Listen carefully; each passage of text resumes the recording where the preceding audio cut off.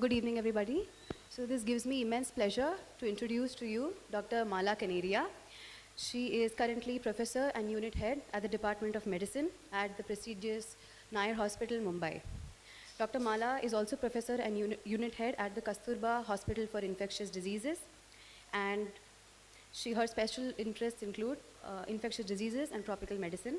She is also a member of the advisory board of Journal of Association of Physicians of India, and she is the guest editor of the Journal of General Medicine.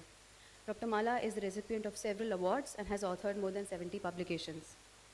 She's also a member of the Hospital Infection Control Committee at Nair Hospital and a member of Airborne Infectious Control Committee. She has more than 22 years of teaching experience and has guided more than 15 postgraduate students. I welcome you, ma'am.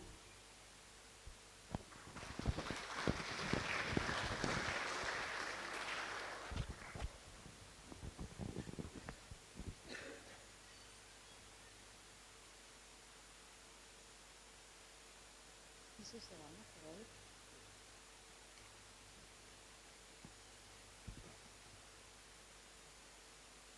Good evening, everyone. I believe this is your first day today, is that right? And you're all computer science students and are expected to do a 6-month posting in biology, which is supposed to be very interesting. I don't know how interesting biology is going to be for computer students, but I'll try my best to arouse some interest in y'all. Okay, so technology is progressively playing a bigger and bigger role in our lives today, and the changes in technology have brought about immeasurable benefits to society at large. There is no branch or no aspect of medicine which technology has not touched, including cardiology, neurology, oncology, rheumatology, and including infectious diseases. How does this go forward? This one?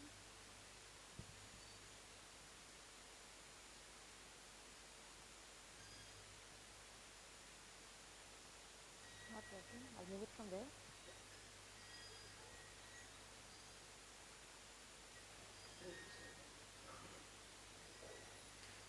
I'll come here. Okay, so including infectious diseases, which are too many around the world, but the common ones that we encounter in Mumbai, this one, na? This one? This is forward. Which we encounter commonly are the monsoon-related illnesses, tuberculosis, HIV, and the infections associated with the immunosuppression because of HIV. Now, microbiology is gradually changing from streaking to amplification. I don't know what you all have learned previously in 12th and all, but I'm sure you all know that initially in microbiology, streaking of the sample was done and the organism was cultured, which was a very long process. And now it has moved over the past decade to amplification, where the results are supposed to be given to us much faster. PCR-based assays have led the way into this era. The main advantage of PCR-based assays or molecular assays are that they are very fast. So speed is one big advantage. And the second big advantage is they are able to culture, or they are able to grow or detect organisms that were previously unculturable or very difficult or impossible to detect. So that is a very important aspect or important advantage of PCR. But in reality, has technology in the microbiology laboratory and have PCR-based techniques lived up to their promise? So ideally, this is what you should get, a perfect result where the clinician is left with no doubt as to what the organism is. However, in reality, this is what you see. All sorts of indeterminate tests, and the clinician is as clueless as he was earlier. So as with new technologies, certain questions arise which can limit the clinical utility of the test, such as how long should we expect the DNA of that particular organism to persist after recovery or treatment, and in what body fluids or tissues will they persist?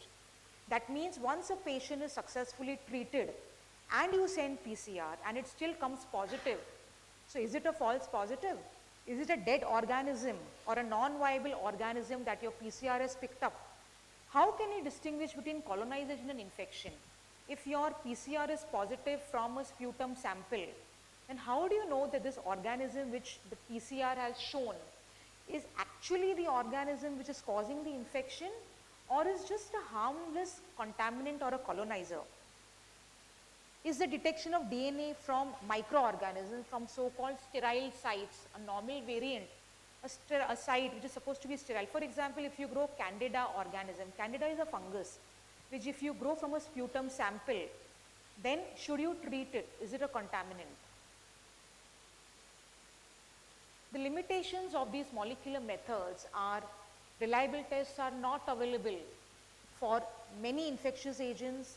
Then we have transportation problems, low concentrations of infectious agent, contamination of the sample, non-specific amplification, operator related errors giving rise to false positive and false negative tests, unknown extent of DNA in the normal host tissues, unknown concentration of the agent material in small volume samples. Supposing a sputum sample, you send just 2 cc of the sputum, then is it the correct result that you're getting?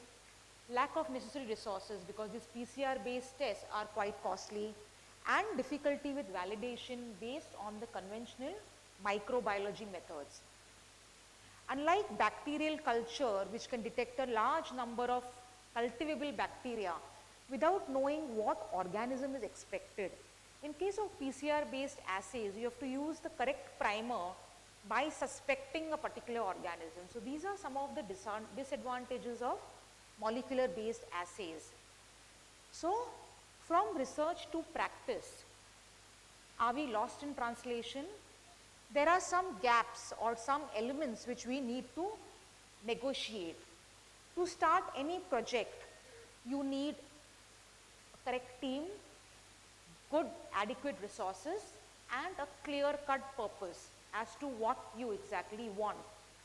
Being a part of a premier institution like IIT, I'm sure you will not have a problem in getting adequate resources, and the team also would not be a problem.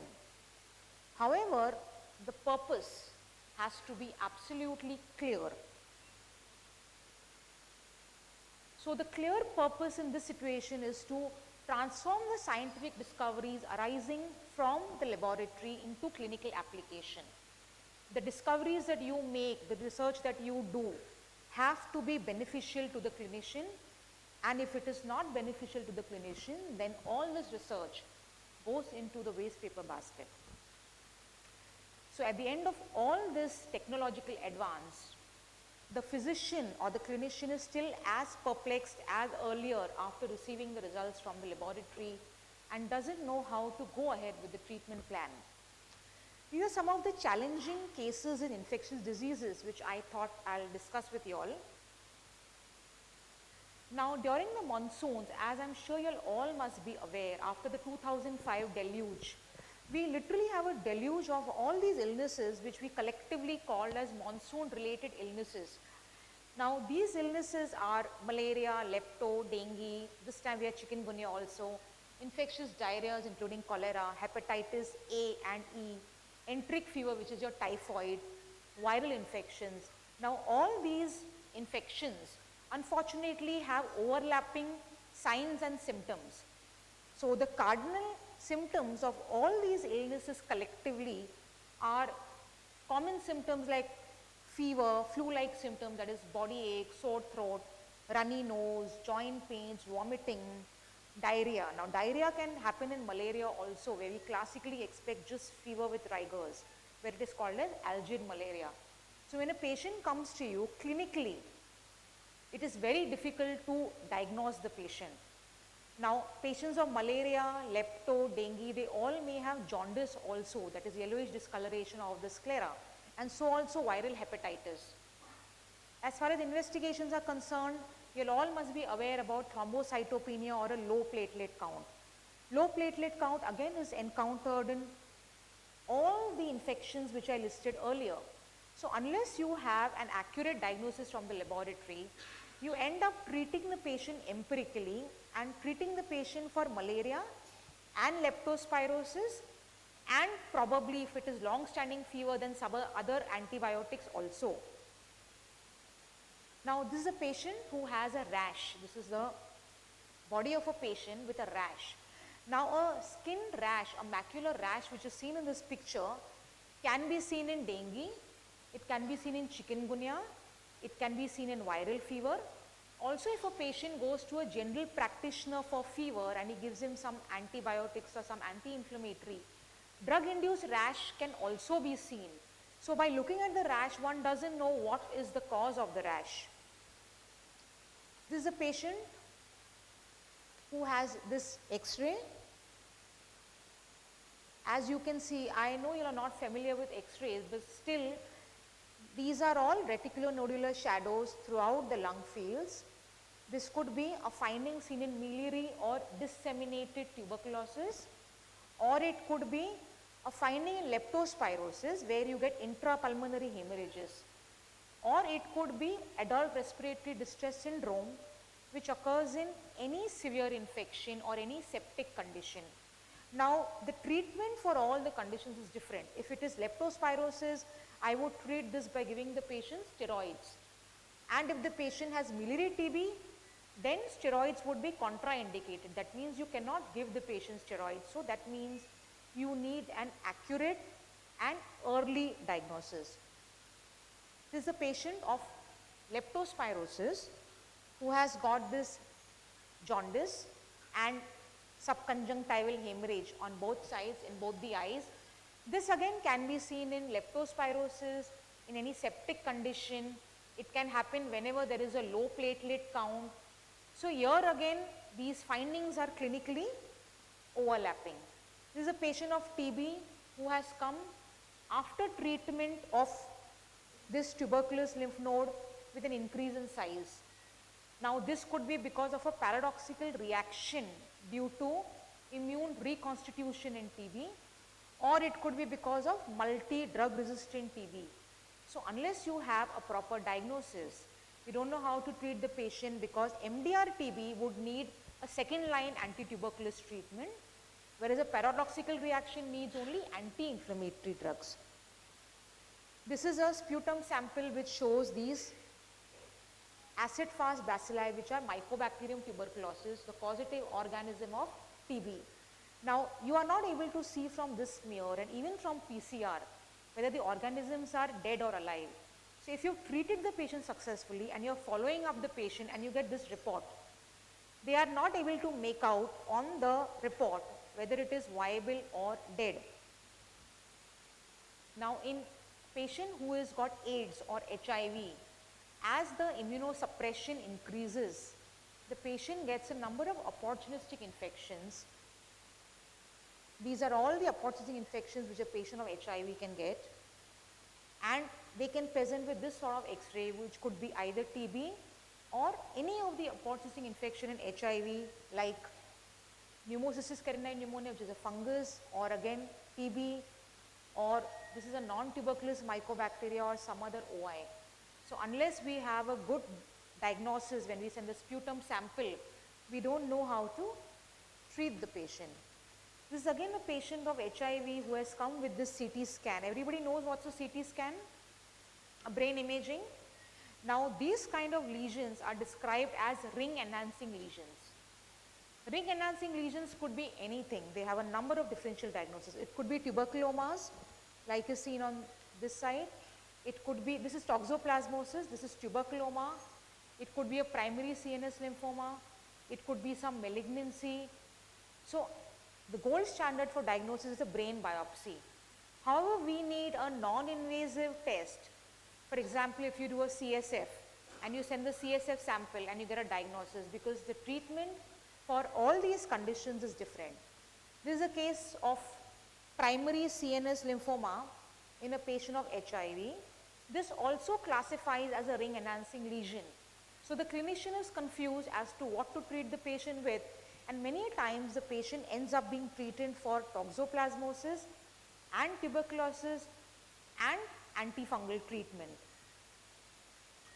Now, another common challenging situation for a ID physician is a PUO, that is pyrexia of unknown origin, or also called as FUO, that is fever of unknown origin, where the patient has fever for a prolonged period, more than 3 weeks, and one doesn't know the diagnosis.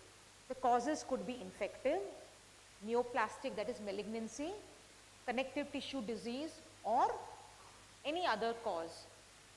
So, while the patient is being worked up and your reports are coming in, it is almost 3 to 4 weeks, and in the interim period you are treating the patient with unnecessary antibiotics, and this gives rise to antibiotic resistance. And in spite of extensive investigations, 20 can you see this report clearly? These are a lot of antibody, I think this is not seen very clearly, a lot of antibody tests in the patient of PUO, and some 5-6 autoantibody tests are positive. And this patient is febrile since more than a month, and we still don't have a diagnosis. And the same patient's HIV report, which were earlier non-reactive, has now come reactive. This is a patient who's got a diabetic foot. This wound can grow a number of organisms. This patient who is a diabetic patient can also have urinary tract infection, which can have a number of organisms, and the clinician is confused as to what to treat the patient with. And then when you're working up the patient and giving the patient unnecessary antibiotics, today we are encountering bacteria which are resistant to a number of antibiotics. These are called as multi-drug resistant antibiotics, which is a big thing because we are abusing antibiotics. They are abused both by the general population, by the lay people, and by doctors, and this is because we don't get a diagnosis, an accurate diagnosis, rapidly. So we have a problem. We need to analyze the problem, and we need to come to a solution of this problem. So these are some situations which can benefit an ID physician. The entry of a febrile, potentially infected patient into the healthcare system initiates a diagnostic cycle. That means you do a lot of tests which can take more than 24 hours. Now, if this diagnostic cycle or the cycle of investigations can be shortened to less than 2 hours, preferably to less than 30 to 60 minutes, then it would help a critically ill patient who would die if appropriate treatment is not started immediately. So, we have these point of care tests or these POCTs. So, the need of the hour is to develop point of care tests which are already available, which address biomarkers which are already available in the laboratory setting, but which are not available at the site where the patient is there. So, you have these light tests or these dip states which can give results in 30 to 60 minutes and enable the physician to treat the patient soon. So, you have a number of biomarkers which you can direct your research towards and produce these point of care tests. Then earlier, a sample used to be subjected to a single investigation. The result used to be negative, it used to come back, then we used to send for another organism. But now this newer state of the art next generation sequencing enables a single sample to be tested within 24 hours for a number of organisms, and this has the potential to turn around the infectious diseases testing system. Another area is personalized medicine. That means usually when we study organisms, we direct our efforts towards the microbiome of the organism only. But if we study the human being also and the genetic makeup of the human being, we will better be able to exploit molecular diagnostics. So the gene expert enables us to make a rapid diagnosis of Mycobacterium tuberculosis and the resistance pattern. But if we study the genotype of the individual, people who have this N-acetyltransferase 2 genotype, they are more prone to have liver damage because of isoniazid, which is an anti-tuberculous drug. So if we know beforehand that this patient has the N-acetyl transferase 2 genotype, we will avoid INH or give it in a lower dose and give him some other antituberculous drug so that he does not develop liver damage due to isoniazid. Then for syndromic infections like bloodstream, respiratory or urinary tract infections that are potentially caused by a large spectrum of organisms, you can have a single panel to detect all these organisms with just one sample of blood. But again, sample of blood or whatever other fluid is involved. But the disadvantage of this method again is that if your sensitive test springs up a number of organisms, you are unable to decide whether which one is the true infection and which is the contaminant. So these are certain drawbacks of these tests. And this is the iPhone, which has been converted into a blood parasite detector. This is the device which can be connected to the iPhone, and a 5-second record of the sample can be taken to detect the parasites rapidly. This could be used for TB, for malaria, and then if this is given to a clinician, our work would definitely be much faster. This is the same thing, the device which I was mentioning, this is the CellScope LOA, to look for the African eyeworm, and this is a blood sample, and this is a device which is attached to the iPhone. And if we could get something like this, a pathogen extracting sepsis therapy, a blood cleansing therapy which could cleanse all the organism, it would be wonderful for physicians.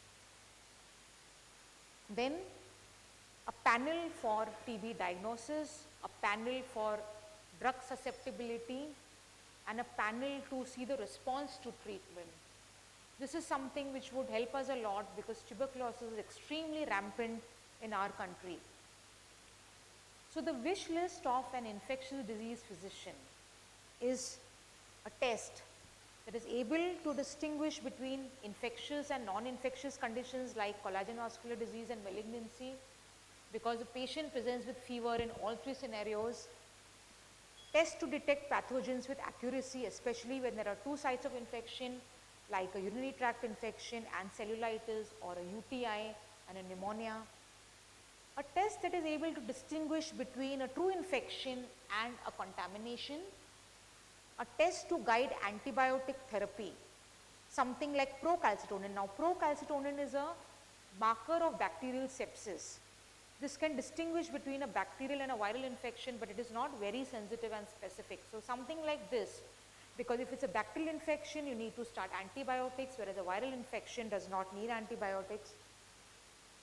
Test which is extremely sensitive and specific, can be detected very early, is able to diagnose the condition even if the patient comes late after the acute phase. For example, infection like leptospirosis causes kidney injury. So if your patient comes after 3 weeks just with the kidney injury, you're able to still diagnose leptospirosis as the cause and not subject the patient to unnecessary kidney biopsy and other tests. A test which is able to work even when the sample is paucibacillary, that means when there are very few number of bacilli. A test which is able to predict the severity. A test which can be utilized for prognostication, that means prognosis. That means whether this patient is going to recover or he is going to not recover. A test which is above all very, very, very affordable, especially in a state and government run hospital. Tests which can reliably distinguish between bacterial and viral infections, and of course to develop newer effective drugs and vaccines for these major illnesses which our whole city is grappling against, that is malaria, and now of course dengue also, TB and HIV. So with the help of technology, can we cure all diseases in our children's lifetime? You'll all know who is this, right? Good. So to conclude, molecular diagnostics will continue to evolve, but not all methods and markers will survive. But those that do will complement the rapidly proliferating menu of molecular diagnostic services. Clinical utility may not necessarily correspond directly to the quantum of tests performed. All your tests are not going to be helpful to clinicians. Emphasis on translational research will transform scientific discoveries arising from the laboratory into clinical application. So, to change the world, we need to combine ancient wisdom with new technologies. Clinical acumen has to be sound, but new technologies are always welcome, which will lead the way forward. And you in IIT, with the help of technology, will enable us to bridge the gap between the laboratory and practice, the microbiologist and the physician. Thank you.